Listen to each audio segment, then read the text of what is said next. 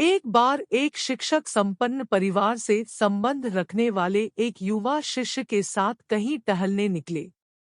उन्होंने देखा कि रास्ते में पुराने हो चुके एक जोड़ी जूते उतरे पड़े हैं, जो संभवतः पास के खेत में काम कर रहे गरीब मजदूर के थे, जो अब अपना काम खत्म कर घर वापस जाने की तैयारी कर रहा था। शिष्य को मजाक सूझा। उसने शिक्षक से कहा, गुरुजी, क्यों न हम ये जूते कहीं छिपाकर झाड़ियों के पीछे छिप जाएं? जब वो मजदूर इन्हें यहाँ नहीं पाकर घबराएगा तो बड़ा मजा आएगा। शिक्षक गंभीरता से बोले, किसी गरीब के साथ इस तरह का भद्दा मजाक करना ठीक नहीं है। क्यों ना हम इन जूतों में कुछ सिक्के डाल दें और छिप कर देखें कि इसका मजदूर पर क्या प्रभाव पड़ता है। शिष्य ने ऐसा ही किया और दोनों पास की झाड़ियों में छुप गए। मजदूर जल्द ही अपना काम खत्म कर जूतों की जगह पर आ गया। उसने जैसे ही एक पैर जूते में डाले, उसे किसी कठोर चीज का आभास हुआ।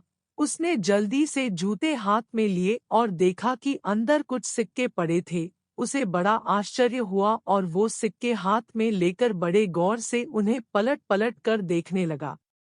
फिर उसने इधर उधर देखने लगा। दूर दूर तक कोई नजर नहीं आया तो उसने सिक्के अपनी जेब में डाल लिए। अब उसने दूसरा जूता उठाया, उसमें भी सिक्के पड़े थे। मजदूर भाव विभोर हो गया। उसकी आंखों में आंसू आ गए।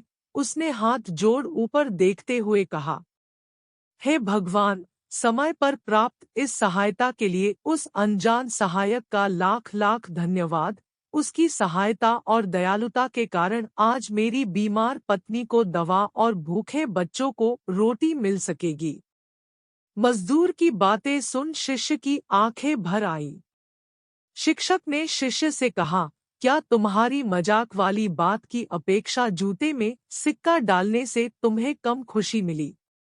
शिष्य बोला, आपने आज मुझे जो पाठ पढ़ाया है, उसे मैं जीवन भर नहीं भूलूंगा। आज मैं उन शब्दों का मतलब समझ गया हूँ जिन्हें मैं पहले कभी नहीं समझ पाया था कि लेने की अपेक्षा देना कहीं अधिक आनंददायी है।